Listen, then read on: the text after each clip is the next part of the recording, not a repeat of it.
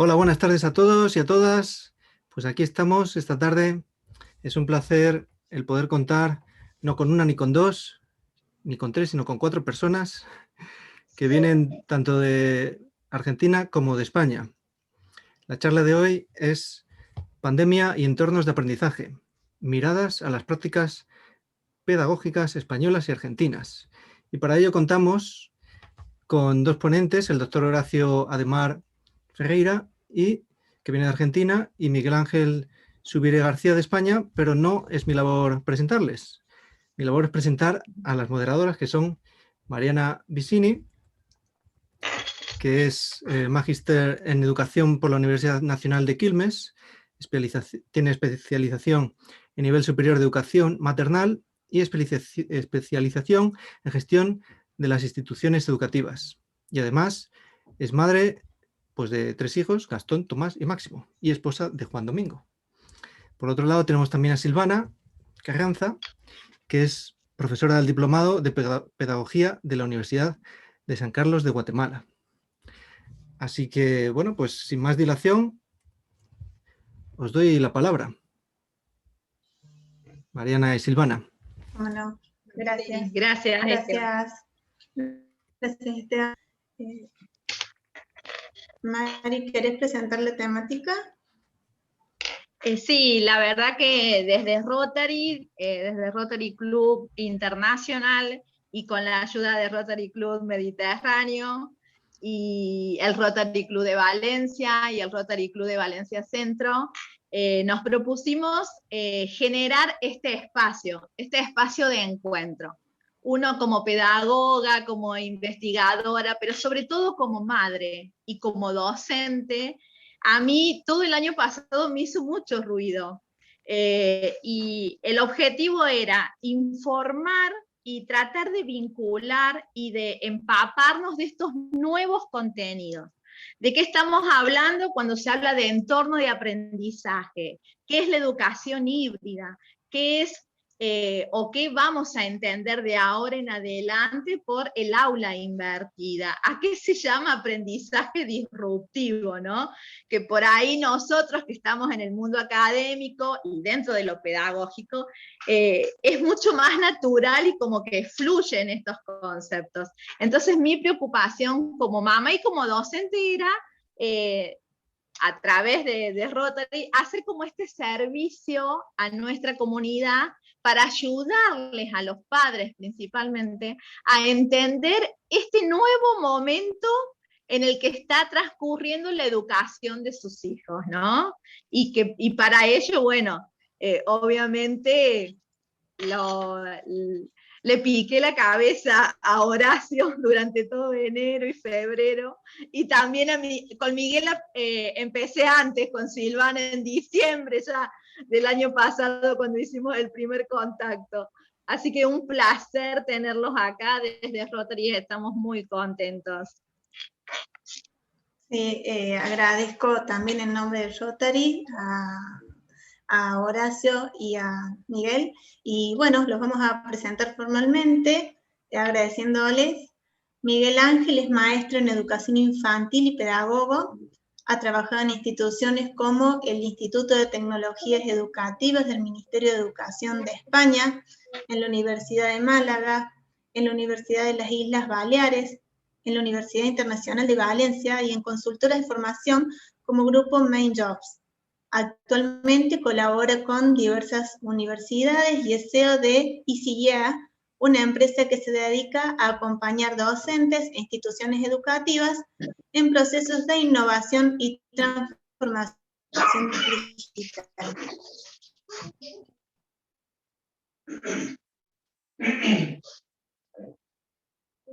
Y la Universidad Nacional de Doctorado en Educación de la Universidad Católica de Córdoba. Fue subsecretario de Promoción de Igualdad y Calidad Educativa del Ministerio de Educación de la provincia y actualmente, como mencionó, es secretario de Educación de la Municipalidad de Córdoba, desarrollando actividades de gestión estratégica de sistema educativo en diversos niveles, inicial, primario y modalidades jóvenes y adultos, de cultura, aprendizaje permanente e innovación. Así que bueno, les agradecemos su presencia y mientras ellos disertan, vamos a silenciar los micrófonos para que no haya interferencia y los podamos escuchar. Así que bueno, Miguel Ángel, si querés comenzar, bienvenidos. Muchas gracias. Pues comparto la pantalla.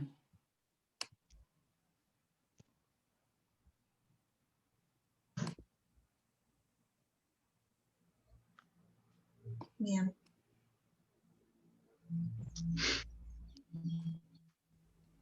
Se ve bien. Vale, gracias. Bueno, muchas gracias en primer lugar a Mariana y Silvana y a Rotary por la invitación a participar de este webinar. Me voy a saltar la presentación ya que Silvana pues, me ha presentado muy correctamente y vamos a pasar a ver el contenido del que vamos a hablar durante este rato que estaremos.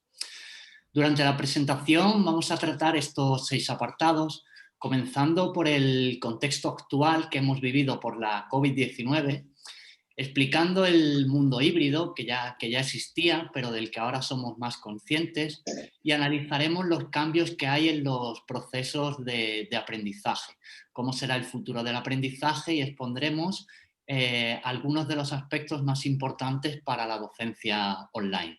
Y finalizaremos con algunas conclusiones.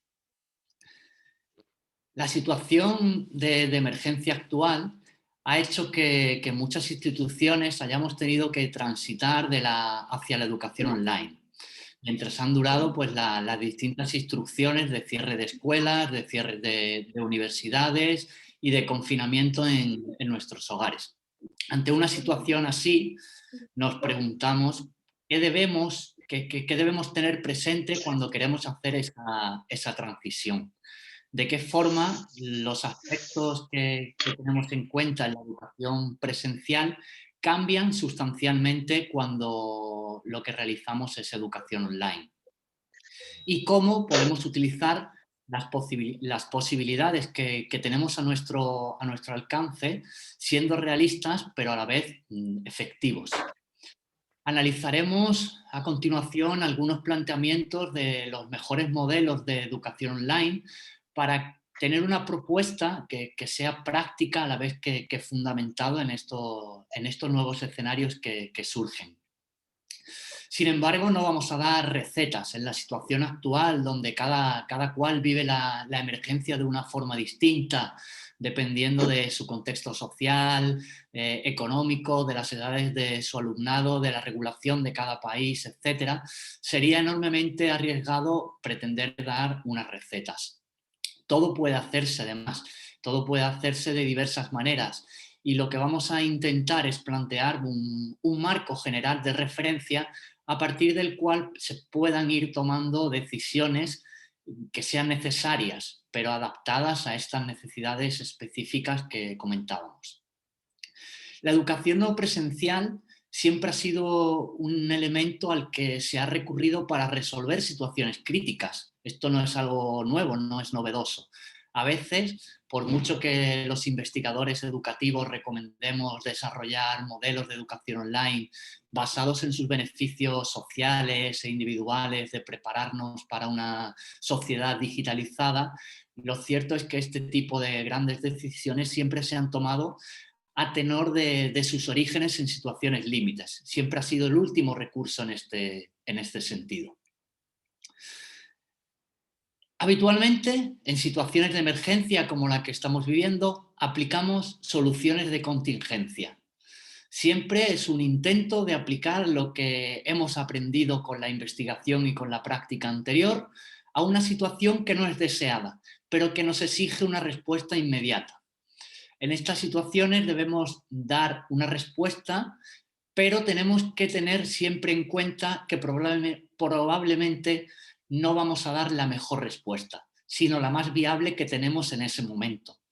Vamos a tener que entender también que durante este proceso habrá claroscuros, que habrá aspectos complicados de resolver y que van a existir ciertos riesgos, como por ejemplo valorar posteriormente que no acabe de funcionar todo bien, que los resultados de aprendizaje no sean los que se esperaban y que en ese momento de valorar estos resultados de aprendizaje no recordemos que las condiciones en las que hemos aplicado la docencia online no han sido las mejores.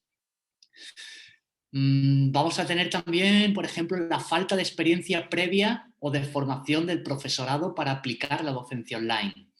Y le vamos a echar probablemente la culpa a la educación online. No vamos a incidir en que quizás hayamos aplicado una estrategia equivocada o de que no teníamos que haber tenido simplemente las mismas expectativas que en una docencia presencial en una situación de normalidad, dado que probablemente la respuesta que hemos dado sea la única viable en aquel momento y no necesariamente la mejor, como decía anteriormente.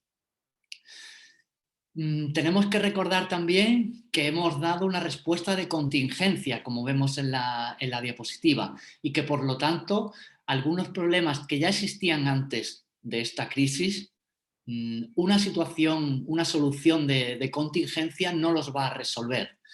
En estos días que hemos pasado hemos podido observar cómo a veces hemos intentado resolver problemas que la educación ya tenía a través de la educación online. Y esos problemas probablemente tienen que resolverse de otra forma. No los va a resolver la educación online.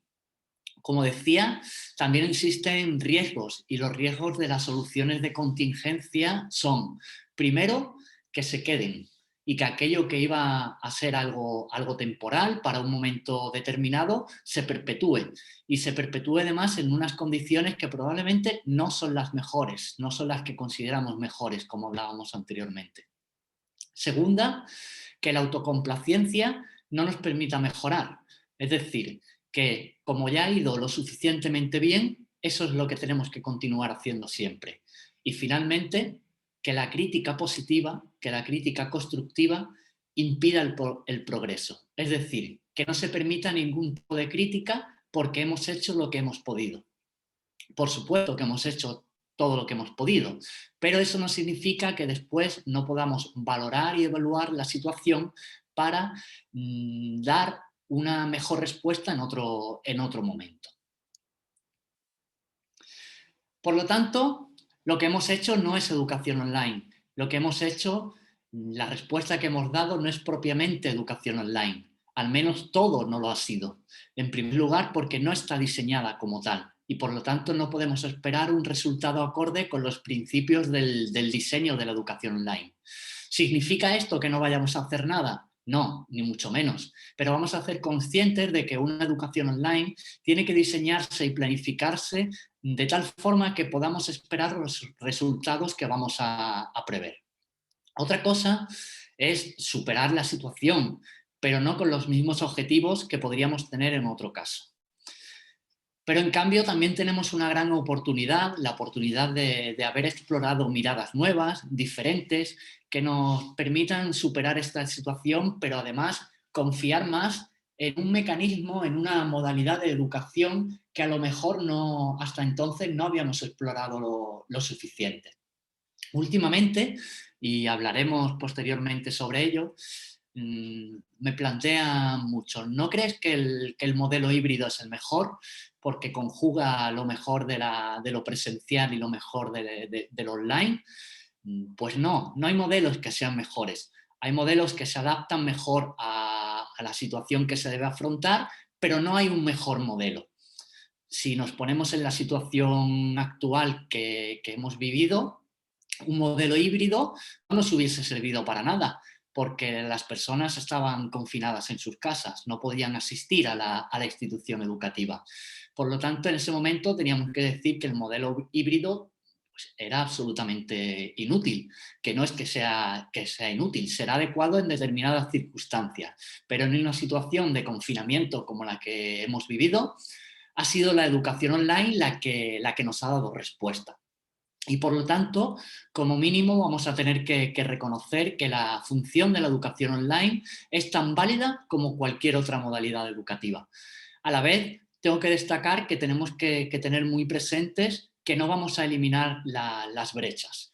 De eso se ha hablado también mucho durante este tiempo Y parece que si no eliminamos estas brechas, no podemos avanzar ni hacer nada. No, va a ser muy difícil eliminar la brecha digital, aunque es un momento idóneo para implicar a agentes, distintos agentes para que encuentren soluciones. Pero la brecha digital no la vamos a poder resolver nosotras y nosotros, porque tiene que resolverse en otras instancias y además pues, tenía que haberse resuelto antes. Hablaremos más sobre ello a continuación. Es ingenuo pensar que vamos a eliminar también las desigualdades sociales y educativas que ya existen y que ya existían por el mero hecho de estar respondiendo a una situación de emergencia. No, resolverlas exigirá un replanteamiento sistémico de nuestros sistemas educativos. Y solamente de esta forma pues, se podrá atacar a la brecha educativa, social y a la brecha digital también.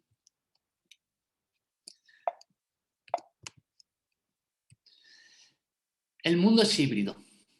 Tenemos la percepción de que todo tiene que ser presencial, porque no hay otra manera de hacer las cosas bien. Y no es cierto. Sabemos que hay muchas otras maneras de hacer las cosas. De hecho, pues durante todo este tiempo hemos estado buscando el regreso a las aulas, a la presencialidad, a lo que llamamos normalidad. Pero no nos damos cuenta de que tenemos lo híbrido a nuestro alrededor constantemente, de forma permanente. Tenemos, por ejemplo, como vemos en la diapositiva, automóviles que son híbridos, que pueden utilizar distintas fuentes de energía. Tenemos energías híbridas, además de las energías fósiles que afortunadamente se están tendiendo a abandonar por el coste medioambiental que suponen. Tenemos energías sostenibles de distinto tipo, solar, eólica, hidráulica, y a menudo desarrollamos modelos híbridos de abastecimiento de la electricidad a partir de ellas. En el ámbito educativo está claro, porque estos días es el tema recurrente, cómo estamos avanzando hacia modelos de carácter híbrido, porque tenemos, por un lado, la enseñanza más tradicional o la vehiculada a través de la presencialidad, y está emergiendo con mucha fuerza también la educación en un contexto digital. Pero es que hasta en la naturaleza hay modelos híbridos, hay muchísimos ejemplos que son híbridos. Aquí tenemos la foto de un anfibio. Los anfibios pueden vivir tanto en tierra como en el agua y se adaptan a ambos entornos sin ningún tipo de dificultad, porque han desarrollado, y esto es muy, muy importante, esa capacidad de hibridización que también vemos que nosotros intentamos adoptar en los contextos de carácter artificial. Pero la naturaleza también nos enseña que efectivamente lo híbrido puede ser algo natural. Pues bien, el mundo es híbrido y eso es algo que tenemos que aceptar y entenderlo así, si queremos realmente influir de manera decisiva en el mundo en el que nos ha tocado vivir, en el momento actual, en la sociedad de la cual formamos parte. El aprendizaje también es híbrido, o puede serlo. Y además, y eso es lo que me interesa destacar ahora mismo, el aprendizaje está cambiando. De un día para otro no cambian las cosas, no hay disrupciones en las que esto se acaba hoy y empieza una cosa completamente diferente mañana.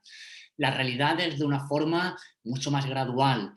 Sí que es verdad que hay momentos, digamos, de inflexión, momentos importantísimos que nos permiten dejar atrás parte de lo que veníamos haciendo para abrirnos a nuevas experiencias que tienen otros formatos, otras estructuras, pero que tienen una finalidad semejante. El aprendizaje, como os decía, está cambiando. Y está cambiando, insisto, de una forma muy gradual, pero muy consistente.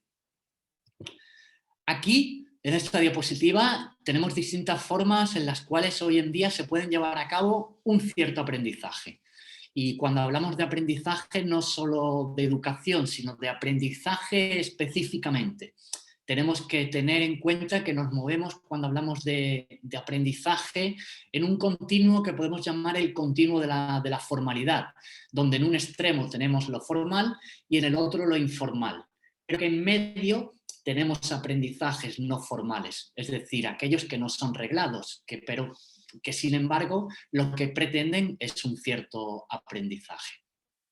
Como vemos en las fotografías, hay personas que van a aprender en un aula, un aprendizaje formal. En la biblioteca aprendemos de manera no formal, porque no hay quien nos dice lo que tenemos que aprender, sino que somos nosotros los que buscamos la información. También aprendemos de manera no formal cuando nos cuentan historias, o también de manera más informal cuando compartimos con nuestros iguales, cuando trabajamos en equipo, e incluso, muy importante, cuando jugamos. Hay también aprendizajes que están mediados por la tecnología, que vemos que pueden estar en un entorno formal o en un entorno no formal. Pueden utilizar sistemas móviles, pueden utilizar la televisión, también de manera poco formal o de manera absolutamente informal, mediante la conexión y la comunicación con iguales, y a veces incluso con personas que son de otro ámbito, no perteneciente al propio. Son diversas, distintas formas de aprendizaje. Por lo tanto, existe una gran multitud de formas, de modelos para aprender. Por lo tanto, claro que, como decíamos, está cambiando el aprendizaje. Por supuesto que está cambiando. Pero lo que está haciendo que cambiemos más no es solamente la tecnología, es porque la tecnología nos permite hacer cosas que antes no podíamos hacer. Uno de los grandes cambios que hay en el aprendizaje es que estamos pasando de ser consumidores únicamente, es decir, de leer libros, de visionar un vídeo, de escuchar a alguien, es decir, actores pasivos de todo este proceso y, por tanto, consumidores de formación y de información sobre todo, a ser actores más activos en ese sentido y, por tanto, a ser no solo consumidores, sino también productores de conocimiento, productores de aprendizaje para otras personas.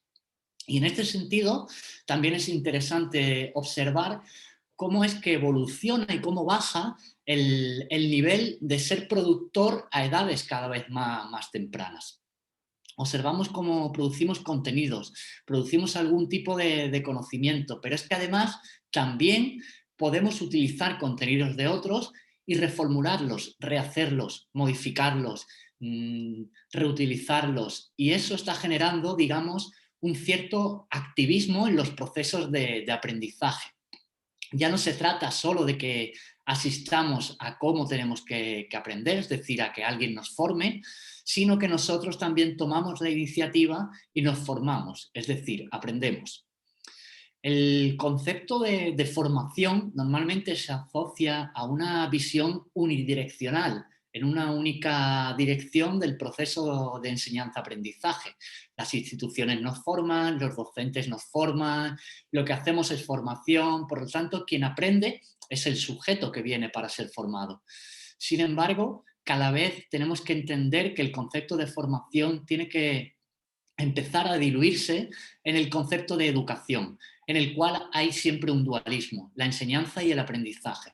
Es cierto que no podemos decir que aprendemos solos, porque para aprender siempre alguien enseña, sea consciente o inconscientemente.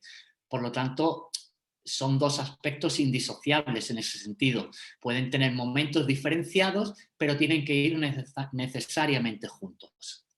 Entender todo esto y entender que cada vez somos más autónomos en nuestro propio proceso de aprendizaje, tengamos la edad que tengamos, como se ve en estas fotografías, es muy importante para entender que efectivamente las cosas están cambiando.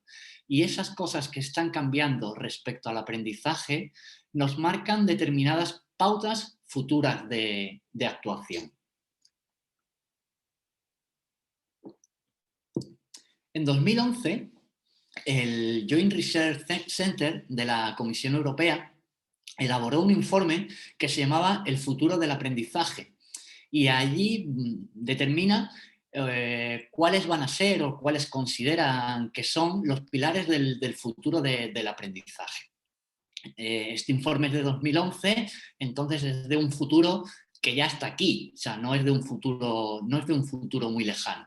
Y estos pilares del futuro, en principio, son 5, que vamos a pasar a comentar muy brevemente. El primero es la flexibilidad.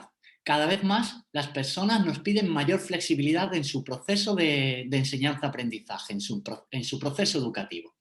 Pero no nos piden flexibilidad solamente como podemos pensar, flexibilidad en el espacio, por supuesto, flexibilidad en el tiempo, claro, pero también flexibilidad en cuanto al currículum, a poder acceder a aquella formación específica que yo necesito, aquel aprendizaje determinado que me gustaría tener ahora. También personalización, y personalización entendida como el trato de la diferencia. La personalización tiene que ver con el background que lleva cada persona, es decir, con lo que previamente sabe, con esos conocimientos previos, con la activación de esos conocimientos con respecto a lo que va a tener que aprender, con la posibilidad de un tratamiento determinado para las personas que tengan diversidades funcionales determinadas, etc. Por lo tanto, una adaptación a la realidad de cada persona. Y eso la verdad es que las herramientas o los modelos de educación online lo permiten cuando generamos, por ejemplo, itinerarios para la formación que de alguna manera pues, permiten escoger en función de las necesidades en un momento determinado que se nos plantean y existe esa personalización. El tercer elemento es la interacción. El futuro del aprendizaje no puede entenderse sin la interacción y a veces escuchamos que en la enseñanza online no hay interacción. No es verdad, sí que la hay. La puede haber y de alta calidad y de alta intensidad. Lo que pasa es que a menudo entendemos como formación online algo que no tiene nada que ver con la educación online, que es simplemente acceso a la información digital. Eso no es educación, eso es simplemente eso, acceder a una información. En cualquier modalidad digital, la interacción es un elemento que debe ser fundamental y cualquier modelo de aprendizaje tiene que tener en cuenta esa interacción, porque no aprendemos completamente solos y por lo tanto es muy importante el valor añadido que cualquier tipo de interacción pueda tener. Cualquier estrategia que nos permita generar esa interacción va a ser muy valiosa. Y lo que es más importante, como docentes, como personas responsables de un proceso de enseñanza-aprendizaje, necesitamos diseñar la interacción que queremos que se produzca para que ésta realmente se lleve a cabo. La interacción no se genera espontáneamente, hay que diseñarla para que suceda. El cuarto elemento, que está muy ligado a este último que veíamos, a la interacción, es la colaboración. El ser humano aprende socialmente, aprende en grupo, aprende en equipo y por lo tanto aprende mucho más cuando el nuevo conocimiento se construye en conjunto. Y esa es la idea, esa es la línea de trabajo tanto constructivista como conectivista. Por lo tanto, cualquier modelo educativo que se precie y que quiera alcanzar buenos resultados de aprendizaje para sus estudiantes tendrá que tener en cuenta esa capacidad de colaboración que el propio modelo tiene que tener diseñado, tiene que facilitar. Por último, el quinto pilar es la informalización. Cada vez aprendemos más también mediante mecanismos informales. Cada vez es más fácil la comunicación a través de redes sociales, a través de distintas aplicaciones, etc. Hay un componente de relación, de comunicación informal que nos provee también de un aprendizaje informal, que inicialmente este aprendizaje no es explícito y es probable que no seamos conscientes de él hasta que llega el momento en que tenemos que aplicarlo y lo reconocemos. Bien, pues tener en cuenta lo que sucede en los entornos informales es importante para todos aquellos que nos dedicamos al campo de la educación, porque aunque nosotros no debemos, y sería un grave error, pretender formalizar lo informal, porque entonces dejaría de ser informal y las personas dejarían de utilizarlo, sí que tenemos que ser conscientes de cuáles son los mecanismos por los cuales las personas aprenden, incluso cuando no están en relación con alguien que ejerce pues, una característica de labores docentes, es decir, en entornos informales de aprendizaje. Además de estos pilares, hay 4 factores que están propiciando este cambio en el aprendizaje en los últimos tiempos. Uno de ellos es la conectividad de las redes, el hecho de que podamos conectar con las personas con suma facilidad. Ha hecho que sea muy fácil aprender de muchas otras personas y ha hecho que sea más fácil establecer nodos y relaciones en la red, con lo cual observamos cómo esa posibilidad de interactuar, de colaborar, de personalizar, de ser mucho más flexibles y de estar en un entorno informal se ha multiplicado. 2. El empoderamiento de quien aprende. Es decir, porque tenemos más capacidades para tomar decisiones, porque tenemos a nuestro alcance muchas más opciones, porque como hemos visto antes podemos producir y antes no resultaba tan fácil hacerlo. El tercer elemento es la superación de barreras espaciotemporales, las barreras del espacio y del tiempo, la posibilidad de hacerlo. A menudo en estos días hemos observado cómo hay una tendencia que siempre existe, como veremos, que es querer replicar lo que hacíamos presencialmente con otra tecnología. Y esto es un error. Lo que hacemos es intentar replicarlo y por lo tanto hacer coincidir en el tiempo. Mientras que la gran oportunidad que se nos brinda, que se nos plantea, es la oportunidad de generar experiencias de aprendizaje que superen el espacio y también el tiempo y por lo tanto nos permitan una forma asíncrona de relacionarnos con los demás y de relacionarnos con el conocimiento. El cuarto punto es la aceptación de la existencia de ese aprendizaje inconsciente, informal, invisible, silencioso, como contaba hace un momento. Ese aprendizaje existe, es de unas características más eclípticas, no lo percibimos igualmente, pero tenemos que aceptar que existe si queremos entender los procesos que se llevan a cabo en distintos entornos de aprendizaje. En estos tiempos es muy probable que haya momentos de discontinuidad entre la educación online y la educación presencial. Ese vaivén que tenemos que conseguir que se desarrolle a través de un tránsito fluido, un tránsito que sea natural, que sea asumido por las personas y sobre todo que sea conocido, que sepamos lo que va a suceder cuando estemos en ese entorno no presencial, porque sabremos lo que va a pasar. Si lo podemos planificar, sabremos qué va a pasar, si lo diseñamos, si lo informamos y conseguiremos que esos tránsitos no sean tan traumáticos y no generen el estrés emocional que en estos tiempos de pandemia ha generado a muchas personas. ¿Por qué? Porque lo que nos genera este estrés emocional es no saber lo que va a venir después, la incertidumbre absoluta de lo que va a pasar. Si reducimos este nivel de incertidumbre, conseguiremos relajar también el nivel de estrés emocional. Y eso se consigue, como decía, desde el conocimiento y desde el diseño adecuado. A modo de resumen de este apartado, debemos tener claro que la educación online y la virtualización de las enseñanzas son cosas diferentes y que la educación online sigue creciendo y que hay pues, modelos de muy alta calidad.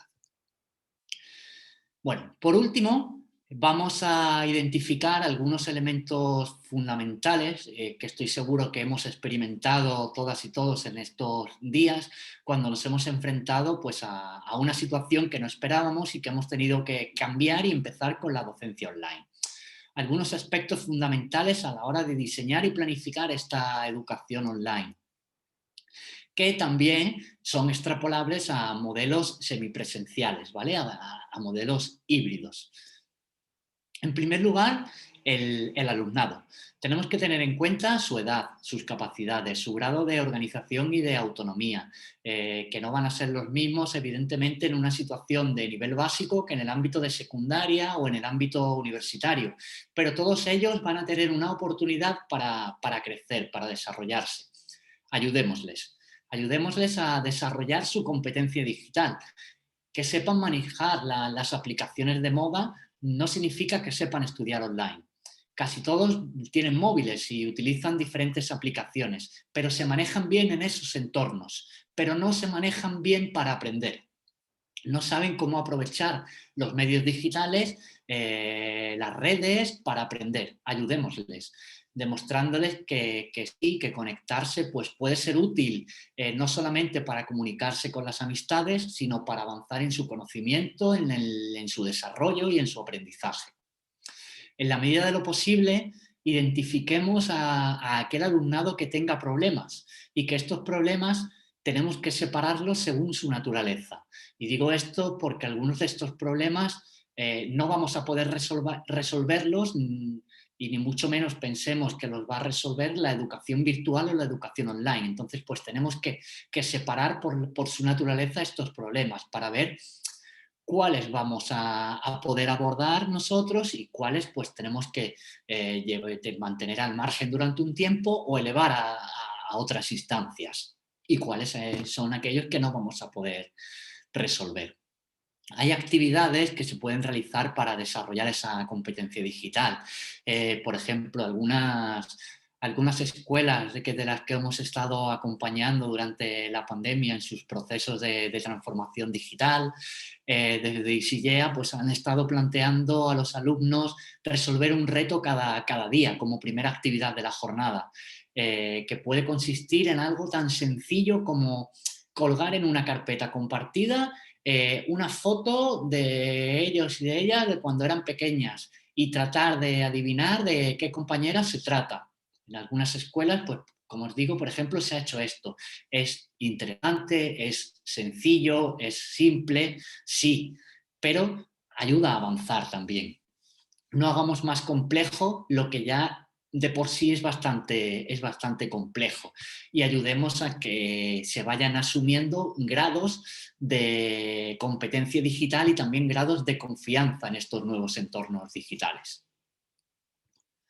Otro aspecto muy importante es la organización. Tenemos que medir muy bien la carga de trabajo que proponemos a nuestro alumnado. Si hemos tenido la sensación durante esta pandemia de que online han trabajado más que cuando venían presencialmente, nos deberíamos hacer una pregunta, porque sin duda está bien que el alumnado trabaje más, pero cuidado con agotarlos, porque el tiempo virtual no transcurre de la misma manera que el tiempo presencial y los días pues siguen disponiendo de 24 horas. El tiempo virtual, como os digo, no transcurre de la misma forma. Es verdad, hay quien piensa que solo puede replicar los elementos presenciales de la misma forma que se hace en un aula presencial, pero en un entorno virtual. Esto no es así. Como ejemplo, cuando organizamos un debate en una clase presencial que dura pues, menos de una hora, eso en un entorno virtual, por ejemplo, va a ser un debate que va a durar días, porque vamos a poder darles más flexibilidad.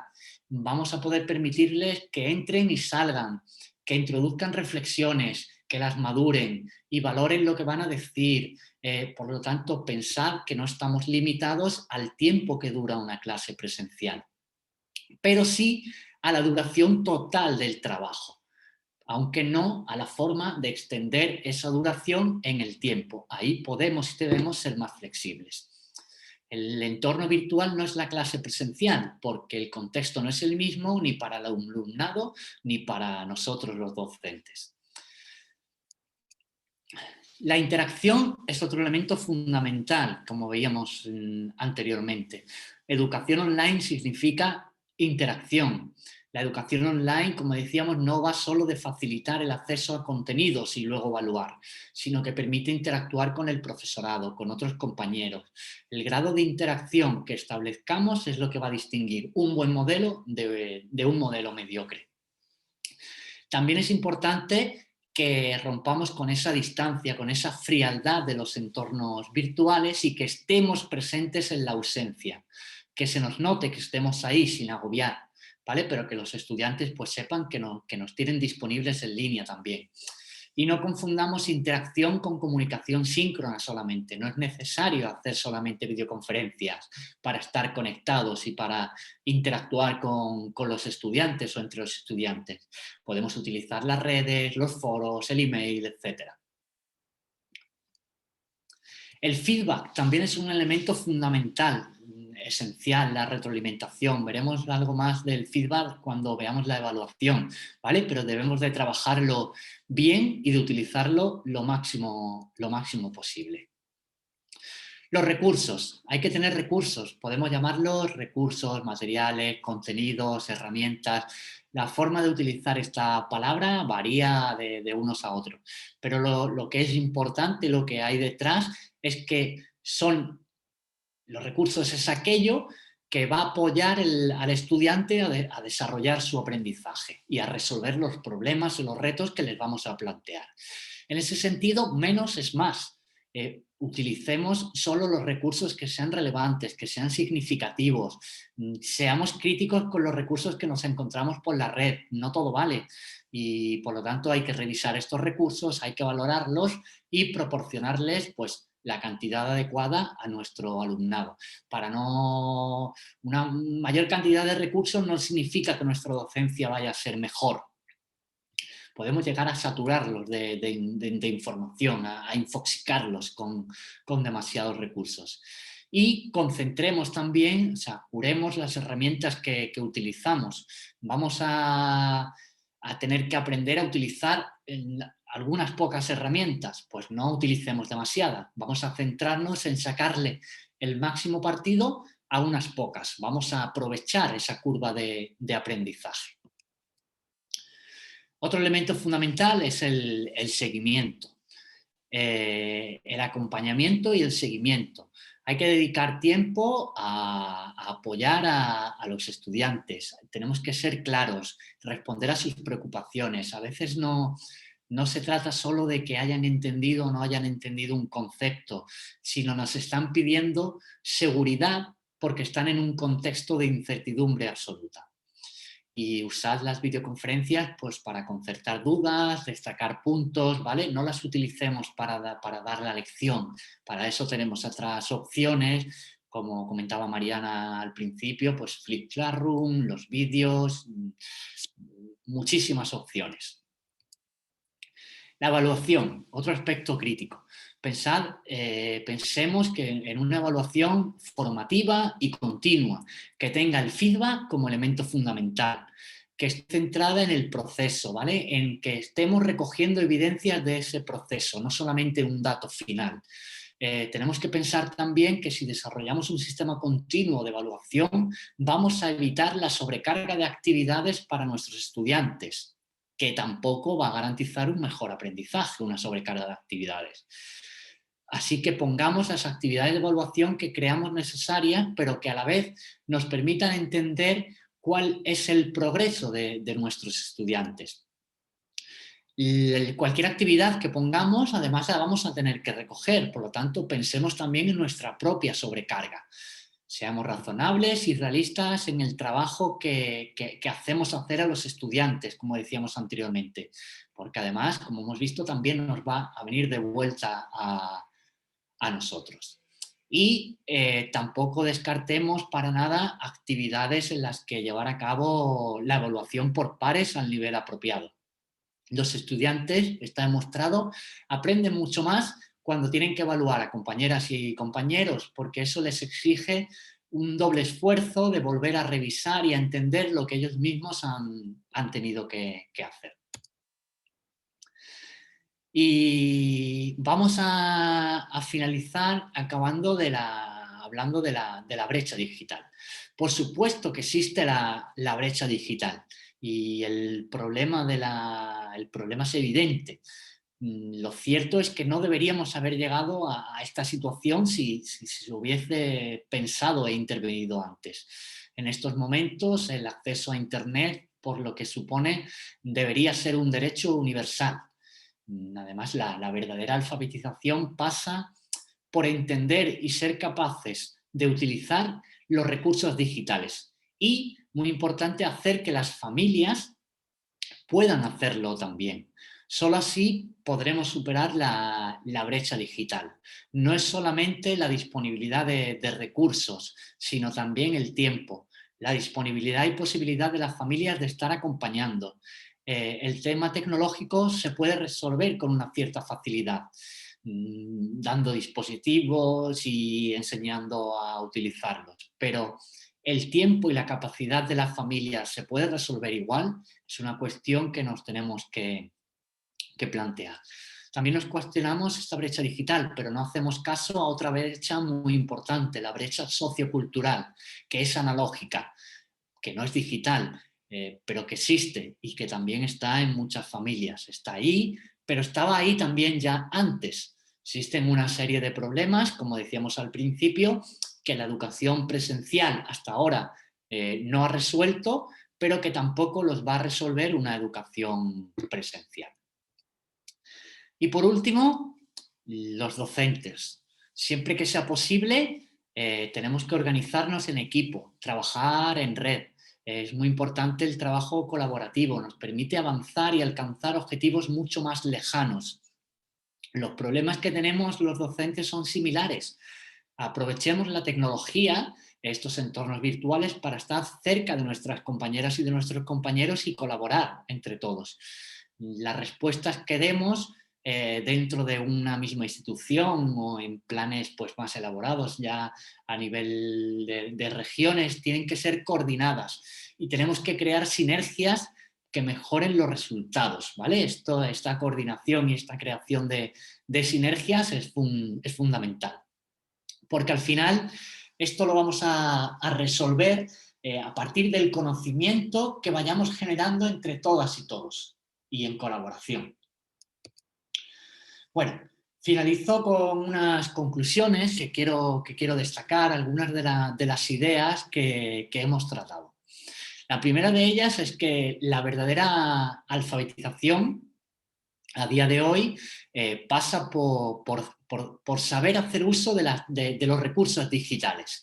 Si hoy en día no trabajamos con tecnologías en la educación, con nuestro alumnado, estamos favoreciendo la desigualdad futura por falta de aprovechamiento de estas oportunidades de aprendizaje que podríamos estar disfrutando.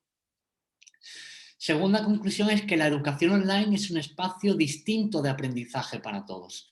Tenemos que ser capaces de aprovechar y de vincular esta experiencia digital a nuestra realidad también presencial, generando pues, multitud de nuevas oportunidades de aprendizaje para nuestros alumnos, lo que vienen siendo pues, estos modelos híbridos o estos modelos de enseñanza presencial, pero en la que existe una verdadera transformación digital, un uso de la tecnología que nos permite realizar también presencialmente cosas que antes no podíamos realizar.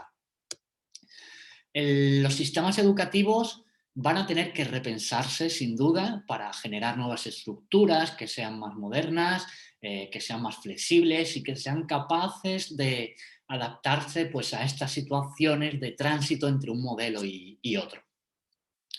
En este sentido, pues esperamos que las administraciones también hayan entendido el mensaje y que nos provean, pues no solo de legislación, sino sobre todo también de confianza, de apoyo, de recursos, etc.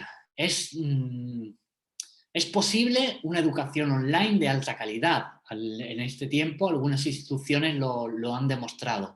Y esta educación online además tiene un alto potencial transformador, porque la educación online, lejos de querer ser un recurso solamente comercial, tiene que ser un gran potencial transformador de nuestra sociedad.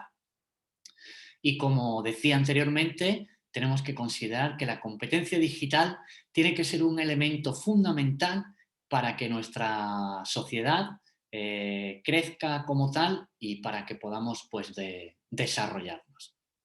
Con estas conclusiones pues, finalizaría la presentación y muchas gracias a todas y a todos por vuestra atención. La verdad, Miguel, que te agradecemos la claridad conceptual y cómo nos ampliaste el panorama con algunos conceptos específicos y algunas ideas. Por ahí uno tiene supuestos de que, bueno, como estamos en Argentina, dentro del continente americano, como que vivimos realidades distintas, y de hecho es así, pero siempre hay algunos puntos y algunos encuentros, ¿no? Por ejemplo, cuando vos hablabas de la constitución de un equipo docente sólido, ¿no? Eso me pareció muy importante. Así que bueno, después de que lo escuchemos, Horacio, vamos a disfrutar y te vamos a hacer algunas preguntas. Genial, pues muchas gracias. Gracias. Muy bien, un gusto, muchísimas gracias. Un gusto escucharte, Miguel Ángel. Lindas palabras, lindas cosas para pensar. Me anoté varias cosas para también seguir construyendo aprendizajes. Gracias, Esteban, por la oportunidad. Lo mismo Silvana, Mariana y la otra gente que está acompañando, y al Rotary por esta oportunidad. Y yo diría, la definiría como una oportunidad de aprendizaje. Recién Miguel hablaba del futuro del aprendizaje. Creo que la clave va a estar en compartir, en conectar nodos, pero lo más importante tiene que ver con las señales que vayamos dando en cada uno de los territorios, porque sostengo que en cada contexto uno escribe el texto educativo. Y cuando uno dice que escribe el texto educativo, implica que no hay una única respuesta, sino que hay varias respuestas que nos van a permitir a nosotros poder intervenir en cada uno de los territorios. Por eso yo quiero compartirles a ustedes algunas ideas a modo de borrador y no de receta, como ya se dijo recién acá, porque todos nos encontramos en una situación de aprendizaje, una situación que nos está desafiando, nos está retando de manera diferente, porque la incertidumbre es lo que hoy atraviesa nuestras prácticas. Las prácticas pedagógicas atravesadas por la salud, las prácticas de salud que se sienten interpelados por lo educativo, y ahí vamos construyendo una trama muy interesante en el tema de lo educativo. Por ello quiero hablar de una escuela que para mí es la escuela posible, con el equipo de investigación que estoy trabajando desde hace mucho tiempo. Vemos la necesidad y la urgencia de hacer extraordinario lo cotidiano, y eso es lo que le quiero comentar hoy a ustedes, que esto está asociado particularmente en ver cómo generamos innovaciones que no sean muy lejos de la realidad, sino que nos permitan ir haciendo un camino hacia eso que por ahí en el sur-sur soñamos cuando lo vemos en el norte, y me parece que es interesante saber que también el norte a veces añora muchas cosas del sur-sur, porque nos estamos necesitando todos. Yo creo que esta pandemia nos ha puesto en ese sentido. La primera pregunta que quiero compartir con ustedes tiene que ver en preguntarme hoy cuál es el sentido de trabajar en una escuela. La segunda tiene que ver en cuál es el contexto en el cual yo estoy trabajando en la escuela. Y la tercera tiene que ver en cómo yo me voy a dar cuenta que voy evolucionando, que voy creciendo, que me voy desarrollando en esta institución educativa. Por eso, empezando desde la idea central de la escuela posible, yo creo que la escuela posible es esa escuela que estamos transitando todos, esa escuela que hoy por hoy se está pensando y repensando, y todos los días cuando llegamos tenemos nuevos desafíos y nuevos retos, porque aparece algo en cómo vamos a manejarnos en la biblioteca, cosa que nadie lo había previsto porque parecía ser que no íbamos a ir, pero ahora en ese lugar tuve que llevar un aula, entonces la tengo que adecuar para poder trabajar con un determinado grupo de alumnos, por ejemplo, por decir alguno de ellos. Para mí esta escuela es esa escuela que está haciendo. Para mí es una escuela que ya no solo es inteligente, sino que es sensible, que es emprendedora, pero tiene una capacidad que la hace distinta a otra, que quiere evolucionar, que quiere cambiar, que quiere hacer cosas distintas. Desde este punto me planteo la primera pregunta: ¿qué es lo que le da sentido hoy al trabajo en las instituciones educativas? Y la primera cuestión que le da sentido al trabajo en la institución educativa son los aprendizajes. Yo creo que ahí ya el colega recién estuvo expresando claramente en cuáles son esos aprendizajes de este tiempo, y yo diría que el clave sigue siendo el aprender a aprender, asociado con el aprender a convivir bajo otras formas, bajo otras modalidades, bajo otros tiempos, bajo otros espacios, como así también el aprender a emprender, es decir, que como una cultura proactiva nosotros podamos asumir retos, desafíos en el día a día de este proyecto en el marco del tema de la pandemia. Por eso no es una discusión menor acerca de los aprendizajes, de los contenidos, las competencias, las capacidades con los cuales nosotros vamos a poner énfasis, porque en la escuela, ya antes y ahora aún más, no podemos enseñar todo. En la escuela tenemos que enseñar a aprender durante toda la vida, y por lo tanto siempre va a haber una selección cultural que los sujetos que participan en la institución hacen y deciden. Lo importante es que esto sea participativo.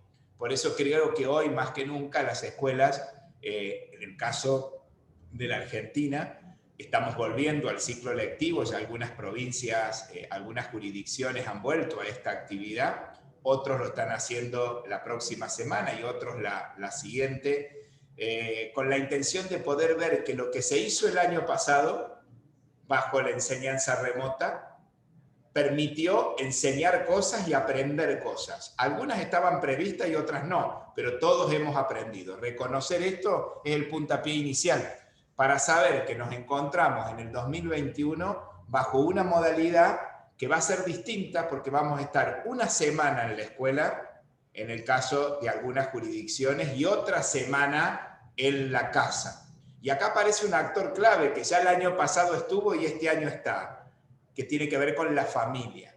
La familia es nuestra aliada en esta tarea, y ese es el mejor logro que tiene el sistema educativo: volver a vincularnos con los padres para acompañar los procesos educativos de nuestros niños, de nuestras niñas, de nuestros adolescentes, de nuestros jóvenes, y también acompañar a adultos que han decidido tener esa trayectoria educativa. Por lo tanto, discutir, poder darnos cuenta qué se aprendió, qué no se aprendió, para ver cómo este año recuperamos esos aprendizajes, pasa a ser clave. Sin ser utópicos, tratar de traer ese imaginario a la realidad y pensar, como recién el colega lo decía, en entornos de aprendizajes. A mí me parece que acá yo hablaría de entornos de aprendizajes con y sin tecnología, pero iría incorporando esto, porque acá entra el mundo informal. Hoy ya no solo se aprende en la escuela, lo decíamos antes, hoy ya está evidenciado que esto es así. Porque cuando estábamos en un Zoom con nuestros alumnos, hasta los más pequeños decían: pero mi mamá me dijo tal cosa, porque mi tía me dijo, porque yo lo vi en tal lugar, o lo vi en YouTube, o lo vi en la televisión. Esas son herramientas que nos permiten a nosotros enseñar y que nosotros tenemos que capitalizar. No es que el alumno no aprendió, aprendió bajo otro formato. Y cuántas cosas, si uno piensa, aprendemos por el solo hecho de transitar nuestra propia vida, pero la escuela nos da las herramientas claves. Por eso, para hacer una síntesis en esto, porque por cada una de las preguntas y cada uno de los aspectos que voy a abordar seleccioné algo, no nos olvidemos en desarrollar en nuestros alumnos las capacidades fundamentales. Que los alumnos aprendan el tema de la oralidad, la lectura y la escritura, que aprendan a resolver y a plantear problemas, el trabajo con otros, el pensamiento crítico y creativo, la responsabilidad para poder aprender durante toda la vida. Me parece que son como elementos clave que hoy nos van a permitir gestionar el aprendizaje. Por otro lado, cuando uno se pregunta el sentido, también damos cuenta de la trayectoria educativa. Ahora quedó evidente aquel que, como dice Vygotsky, algo muy interesante, ¿no? Aquel que puede recibir ayuda ajustada, aquel que pudo estar acompañado, aquel que no lo estuvo, de aquel que estuvo un poco o no sabemos cómo. Me parece que lo interesante es poder analizar esto, porque nos damos cuenta que el aprendizaje esencialmente es social para luego convertirse en individual.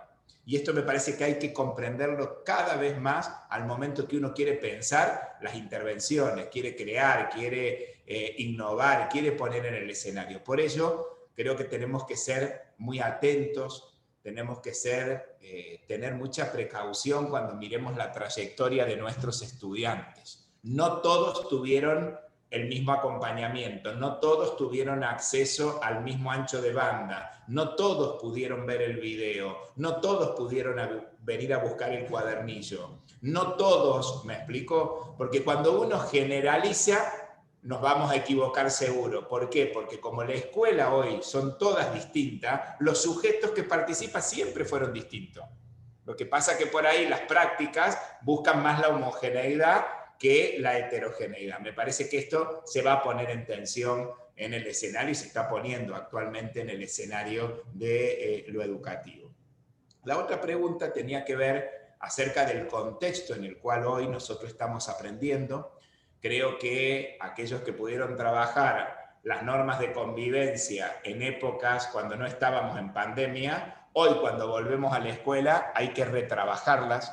Por eso en el sistema educativo municipal le hemos propuesto a las escuelas poder trabajar el tema de la ambientación en los primeros días para poder construir de manera conjunta cómo vamos a habitar la escuela.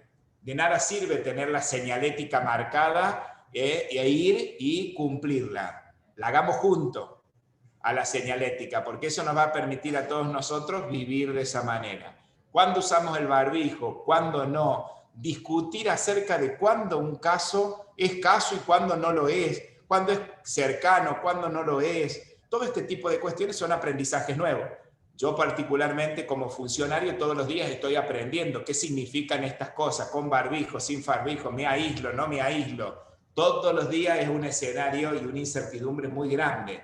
Esto son situaciones problemáticas potentes. Nuestros alumnos también las pueden utilizar y aprender. Por eso creo que hoy más que nunca deberíamos pensar en 4, 5, 6 grandes situaciones de aprendizaje que nos permitan potenciar los aprendizajes de los alumnos y no querer seguir, como recién decía el colega, llenando la barca de la escuela, como decía Bourdieu, porque se va a hundir. No podemos darle a los chicos por pantalla todo lo que nosotros por ahí queremos que el alumno aprenda, porque ¿saben qué? Nunca nadie leyó todo eso. Nosotros también cuando estudiamos en la universidad nos daban estos apuntes de este tamaño. Y nosotros sabemos claramente que hacíamos selección, clasificábamos, ordenábamos el texto, cuadro sinóptico, no. Cada uno estudió de una manera diferente. ¿Por qué? Porque hay distintos estilos de aprendizaje. Por lo tanto, creo que hace falta revisar el tema de cómo vamos a convivir para poder aprender, porque ahora hay un componente mucho más importante que está vinculado con la salud.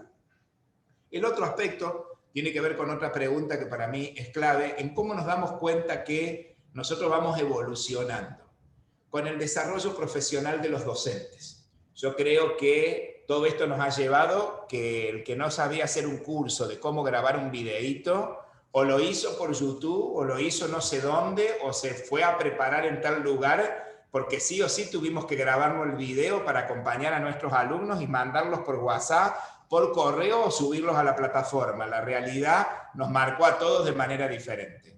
Y otros en hacerle dibujitos a nuestros alumnos para que puedan aprender porque no tenían acceso a nada de esto. Entonces me parece que hay una tensión interesante y un docente curioso que va investigando, que se va dando cuenta que no tiene que seguir enseñando de la misma manera, sino que de una manera diferente. Y para mí puso en el escenario la pandemia un aprendizaje clave, que el planeamiento es necesario. Hace falta poder prever lo que hacemos. Y si la pandemia trajo esto, bienvenido sea, y como dijeron recién, que no se lo lleve cuando se vaya, sino que quede, porque la tarea educativa tiene que poder prever. Luego, si lo hacemos o no lo hacemos, nos dirá el tiempo para poder ajustar. Porque yo me pregunto, todos aquellos equipos directivos o docentes que no planificaron el año pasado y que no tienen registrado qué trabajaron, ahora cuando vuelven, ¿qué discusión se van a dar? Tienen que hacer la tarea metacognitiva y posiblemente nos olvidemos de algo. Aquellos que registraron o que tienen sus anotaciones en un cuaderno, les va a permitir revisar y decir a mis alumnos le tengo que dar tal o cual cuestión. Por eso creo que el planeamiento es muy importante y la formación que cada uno de nosotros tenemos que recibir, que saben que no es más la general, sino que ya es bastante individual, porque muchos de nosotros tenemos 3 o 4 competencias digitales, pero nos faltan 3 o 4. Otros tienen las 3 que yo no tengo y le faltan las otras. Y así sucesivamente. Por eso cuando recién se hablaba del trabajo colaborativo entre los docentes, es clave. Yo creo que las escuelas que han sobrevivido a este tiempo es porque los docentes se han ayudado entre sí. Yo te hago el video, yo te hago esto otro, mirá, se hace así, apretá acá, hace allá, esto te sirve para esto. Vos lo estás utilizando mal a esto no es para lo que vos estás queriendo hacer. Y también planificar una clase de manera diferente. Yo creo que hay que empezar a valorar otras formas de formarnos como docentes. No es suficiente el curso.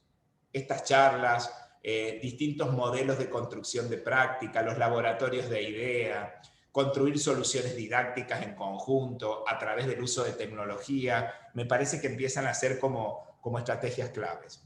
Y por último, el otro aspecto que tiene que ver en cómo nos damos cuenta que vamos evolucionando, tiene que ver que todo el mundo va comenzando a hacer alianzas estratégicas. Y con los primeros que hacemos alianza estratégica en lo que hace a la educación obligatoria es con la familia.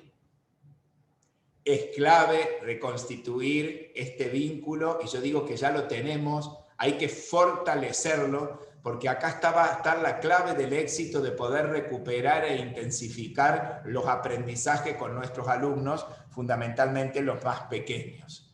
Porque los padres están preocupados porque los alumnos aprendan a leer, aprendan a escribir, aprendan lo que tienen que aprender. Por lo tanto, nosotros tenemos que acompañar este proceso y utilizar los espacios de presencialidad que tengamos para aquellas cuestiones que no podemos hacer de otra manera o que no pueden abordar de otra manera los alumnos. ¿Saben por qué? Porque a enseñar a leer y escribir no enseña cualquiera. Para eso es necesario un profesional docente que tiene que tener ciertas competencias, pero que hoy más que nunca necesita el acompañamiento de ese adulto responsable, de ese niño, para que el alumno acceda a los códigos necesarios para poder vivir en esta sociedad que, como ya se describió anteriormente, no voy a volver a repetir. También me parece que comenzó a verse la alianza entre lo público y lo privado. Hay muchas fundaciones, organizaciones no gubernamentales, instituciones, que no solo están preocupadas, sino que están ocupadas porque apoyemos el tema de lo educativo y se involucran. Creo que esto hay que apoyarlo. A esto hay que intensificarlo para que junto con la mano del Estado, la sociedad, podamos ir construyendo lo que es necesario en cada territorio. Y esto no significa correrse de los lugares, sino ocupar el lugar, pero trabajar en red, porque la señal que hoy tenemos se llama pandemia, se llama COVID. Esa es la señal que nos está uniendo hoy, a pesar que no la quisiera nombrar, pero particularmente es la señal que hoy nos está llevando a los educadores a pensar nuevas formas de enseñar, a los directores nuevas formas de gestionar. Muchos directores me dicen, profesor, vamos a hacer el Zoom. Perfecto, no, a mí no me gusta el Zoom, me quiero encontrar personalmente. Cuando decimos, ¿cuánto nos vamos a juntar y en qué espacio? Decimos, no podemos, tenemos que hacer Zoom, porque no podemos tener la actividad presencial. ¿Por qué? Porque tenemos que cuidarnos. Este es un cambio extraordinario.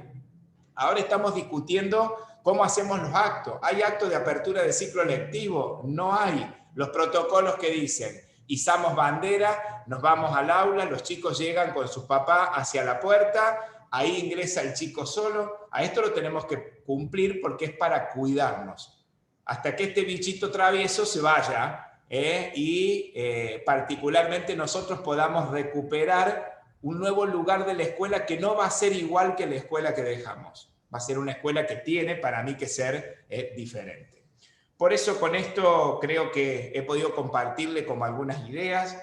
Hay muchos materiales, hay muchos expertos que hablan sobre estas temáticas, pero ¿saben qué? Yo estoy aprendiendo a escuchar a los docentes que dan clase. Yo vengo del campo de la educación secundaria, pero de golpe he tenido que trabajar en la educación inicial, en la educación primaria, y realmente lo que van diseñando los directores para emprender esto me sorprende, me alegra, me enriquece el alma, me da ganas todos los días de levantarme y decir, tengo este problema, pero acá estoy, esta mañana me levanté, caso positivo en una escuela, cómo actuar, protocolo en acción, no sabía, médico, toda una cuestión de que no estaba habituado, pero que uno tiene que comenzar a hacer. Y cuando hablo con la directora me dice, ¿sabe cómo pensé los timbres? No vamos a tocar más la campana, Lo vamos a hacer por celular. Como tocan a distintos horarios, no queremos confundir a los chicos. Entonces, cada docente va a recibir el llamado de timbre en el celular. A mí no se me había imaginado esto. El directivo con sus docentes se están organizando. El desafío que hoy tenemos es un desafío organizacional, pedagógico e institucional. Muchas gracias por la escucha. Espero haber dejado algunas ideas para pensar. Mi idea no fue dejar recetas, sino particularmente sumar, como lo hizo mi colega anteriormente, algunas pinceladas para que juntos podamos pintar este nuevo tapiz que se llama post-COVID, ¿no? Que nos va a tocar a todos. Muchísimas gracias. Muchas gracias, Horacio. La verdad que muy interesante, gracias, muy enriquecedor. Estuve en silencio atendiendo a los dos y la verdad que ambas ponencias es la cuestión de la resiliencia, ¿no? De la capacidad para afrontar como dos situaciones adversas que nos ha tocado vivir como sociedad, para, como decía, generar oportunidades de aprendizaje, de experiencias enriquecedoras, aprender a convivir bajo otras formas. La verdad que yo creo que es un aprendizaje conjunto y como rescatamos acá, estaba viendo en el chat, Ian, que comentaba también que aprendimos de nuestros hijos, aprendimos de nuestros alumnos. El aprendizaje es un proceso que dura toda la vida y que se da en todos los espacios. Así que bueno, como docentes y como personas, tomar esta crisis de alguna manera como una oportunidad de aprendizaje. Quiero sumarme a lo que dice Silvana, ¿no?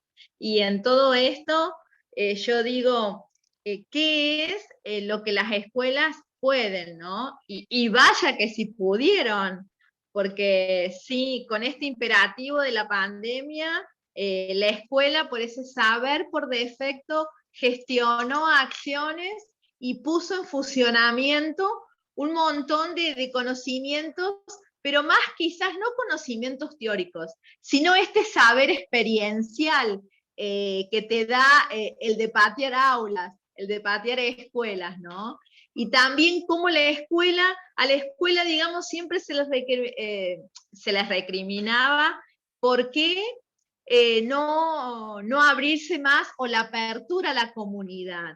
Y de un día para el otro, a partir del 16 de marzo del 2020, por lo menos acá en provincia de Buenos Aires, la escuela ingresó a las casas. Nos fuimos del aula y ya el entorno, el contexto de desarrollar la acción educativa pasó a ser de un pizarrón y unos bancos a estar en la cocina, a estar en las habitaciones de los chicos, a estar en una galería, a estar abajo del árbol. Entonces, esto es lo magnífico. Como rescatando lo que hablaba Horacio, ¿no? La importancia central del rol de la familia acompañando a la escuela, acompañando el desarrollo de los chicos. Y acá, a mí me pasó, justamente yo estaba dando clase en un segundo año que en Argentina vemos América Latina, y les preguntaba los distintos cultivos, cuáles eran los cultivos hortalizas, y la complicidad de las mamás para ayudarles soplándole las respuestas, ¿no? Entonces, esto me causó mucha gracia, y yo decía, estoy llena de pronto de ayudantes de cátedra, ¿no? Entonces, yo creo que hay que reforzar este vínculo, educación, familia, y principalmente docente y familia, ¿no?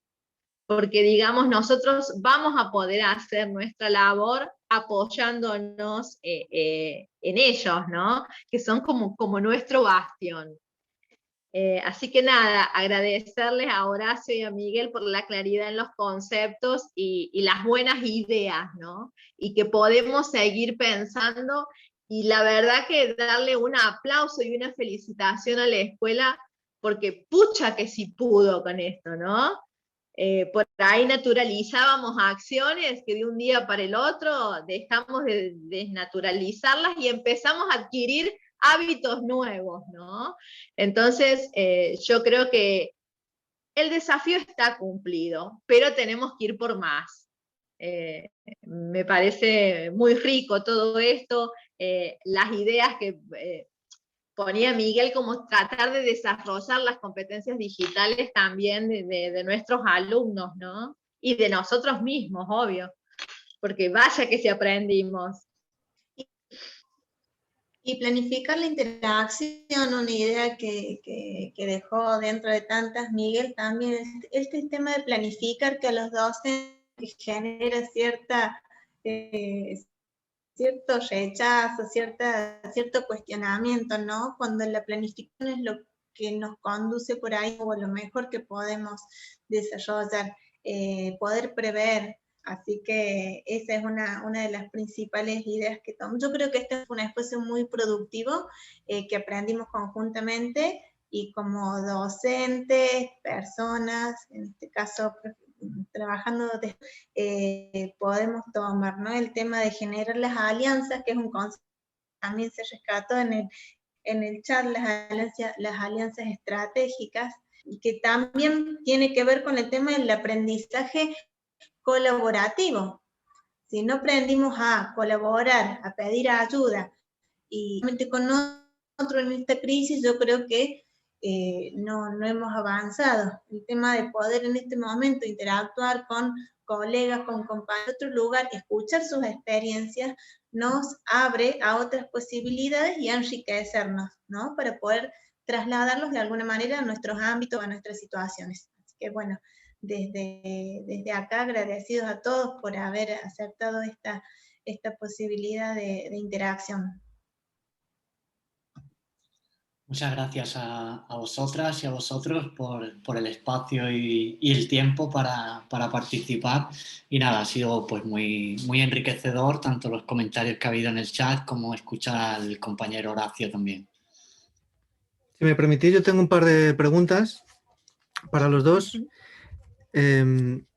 Habéis hablado de, bueno, ha habido como dificultades, ¿no? Obviamente.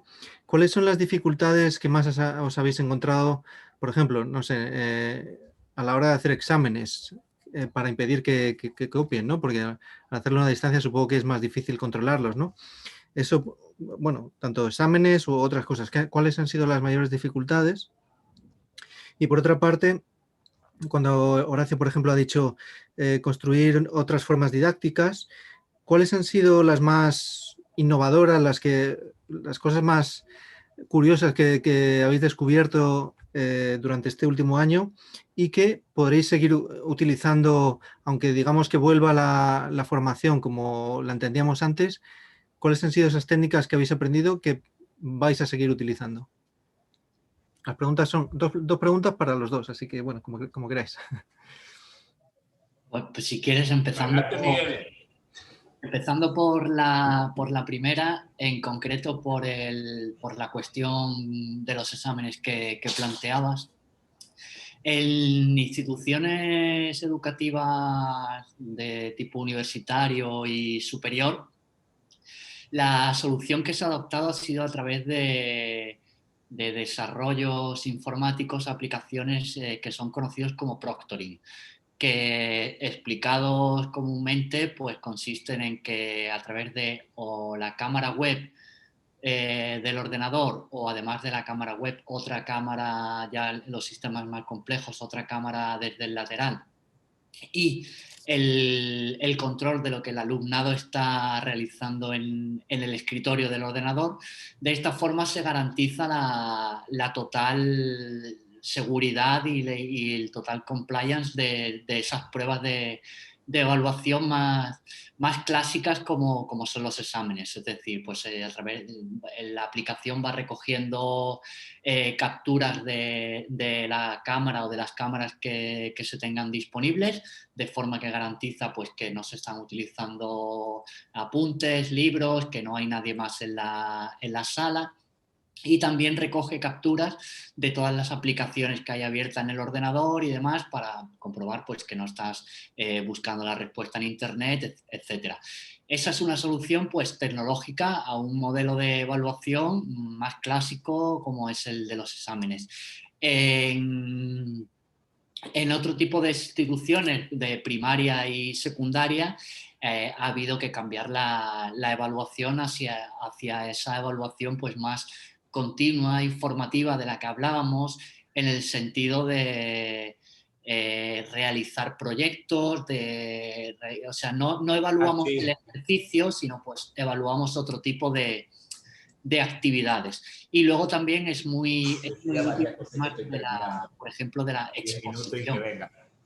Si exponemos un trabajo que hemos realizado, es una forma de garantizar que lo has realizado, porque no sabes hablar, no tienes la capacidad de explicar cómo has hecho algo si tú no lo has hecho. Entonces es una forma de garantizar esa forma de que lo has hecho. No sé si Horacio quiere añadir algo a esta pregunta. Sí, a ver, sí, está abierto. Particularmente comparto contigo y creo que el gran desafío está en cómo preguntamos, si es para que el alumno repita conocimiento o que el alumno tenga otro desafío. Me parece que ahí está el reto de la propuesta innovadora que uno puede hacer. Yo, por ejemplo, escuché a una docente de Zoom de 4º grado de escuela primaria preguntándole a los chicos por qué se le caen las hojas de los árboles, y esa era la evaluación. En secundaria, otra docente que le preguntó dónde está la química en tu cuerpo. Esas respuestas no están en un libro.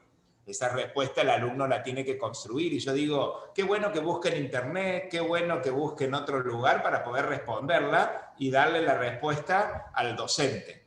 Creo que esto Miguel, Esteban, Mariana, Silvana, le digo Ian, pero sé que es otro el nombre que tiene, digamos particularmente, creo que lo interesante tiene que ver con que tenemos que aprender a preguntar de una manera diferente.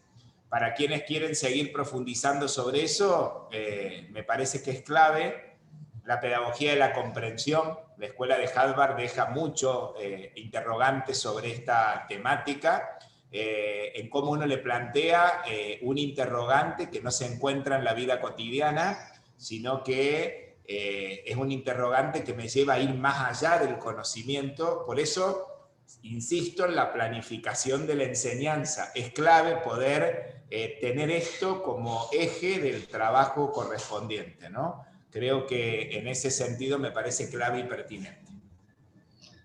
Coincido totalmente, lo ha explicado Horacio muy bien, que cambiar la forma de preguntar, si queremos que el alumno repite o queremos que el alumno construya.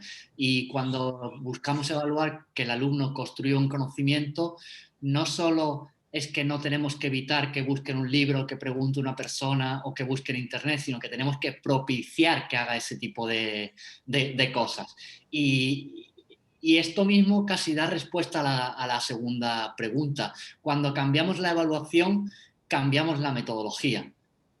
Una cosa va ligada a la otra. Si luego te voy a evaluar de una forma distinta a la que es pues, resolver una serie de operaciones o repetir una serie de conocimientos, pues te puedo explicar de forma magistral si te voy a evaluar así, pero si ya no te voy a evaluar así, cambia totalmente la experiencia y te tengo que pedir que durante las clases hagamos otras cosas. Investiguemos, hagamos presentaciones, hagamos síntesis, hay muchísimas estrategias y aquí, bueno, me uno al aplauso que decía Mariana antes para la escuela, el aplauso también para los docentes porque la mayoría ha estado a la altura y ha sido capaz de cambiar esa forma más sencilla, porque al final es más sencilla. Si tengo un libro de texto y tengo que reproducirlo en clase, es mucho más sencillo que tener que pensar qué proyecto voy a pedir, qué pregunta voy a plantear, cómo quiero que el alumno construya el conocimiento. Y ahí creo que los docentes pues han estado muy a la altura, un aplauso para ellos, y han desarrollado pues muchísimas experiencias sumado además al hándicap no solo ya de cambiar la metodología, sino de cambiar la metodología y añadirle una capa de transformación digital por encima que lo ha hecho todavía más complejo. Bien, comparto también contigo, Miguel, solamente decir que no hay duda que uno cuando cambia la forma de evaluar, cambia la forma de enseñar, y por eso en esto de los entornos enriquecidos, con o sin tecnología, creo que es bueno pensar en las estrategias, cuando uno vincula actividades con recursos. Este concepto comienza a adquirir mucho significado desde la pedagogía hoy, porque algunos no lo querían utilizar porque decía que venía de la empresa, pero estamos hablando de estrategia didáctica, y esta estrategia didáctica es clave al momento que uno quiere intervenir. Por ejemplo, esta docente terminó de trabajar por qué se le caían las hojas de los árboles, y la pregunta para la clase siguiente fue ¿por qué se le cae el pelo a los perros? Y un alumno solo dijo, pero los dos son seres vivos. Fue su primera respuesta al interrogante. Y de ahí el docente comienza a desarrollar todo el aparato cognitivo y social del alumno, porque cada uno, y yo tengo un perrito, al mío no sé si se le cae el pelo, y el otro le decía, no, pero ¿cómo no se le va a caer el pelo? Porque entonces es joven, porque entonces es viejo. El docente, ¿sabés qué me dijo? Nunca aprendí tanto con mis alumnos, porque cada pregunta que me formulaban, muchas veces yo no tenía la respuesta. Y ahí la educación es un paraíso. La educación nos abre horizontes de posibilidades, como el que estamos teniendo hoy con nosotros. Solamente entre compartir interculturalmente el lenguaje, uno se enriquece.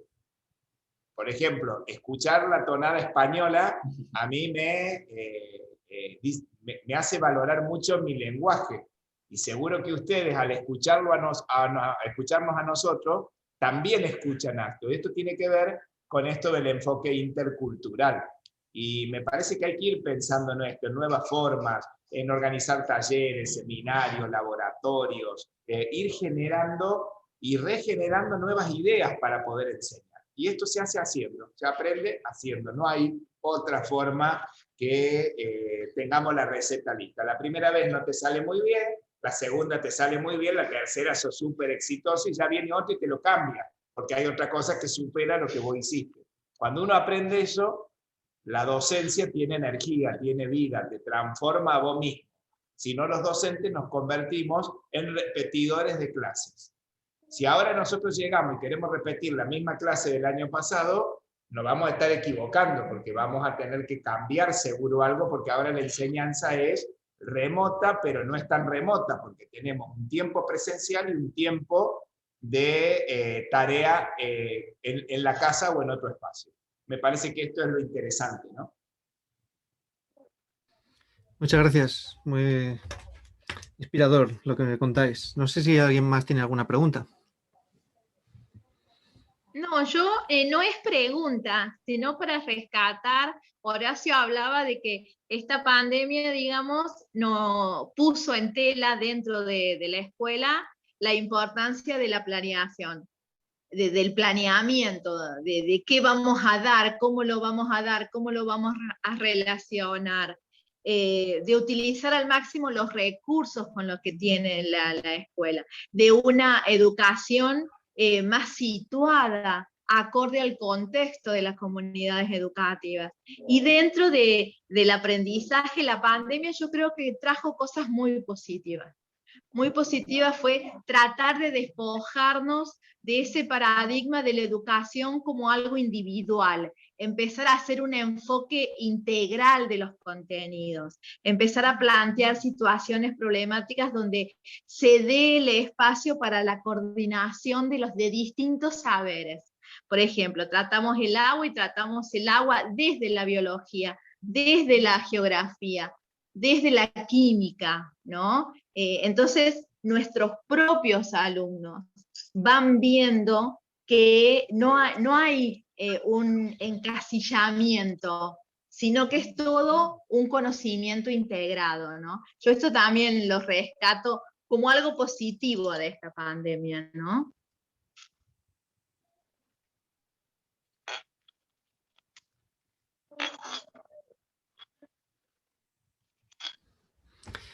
Bueno, si nadie más tiene preguntas. No sé si queréis cerrar de algún modo, Mariana y Silvana, y si no, pues ya me dais paso a mí cuando queráis.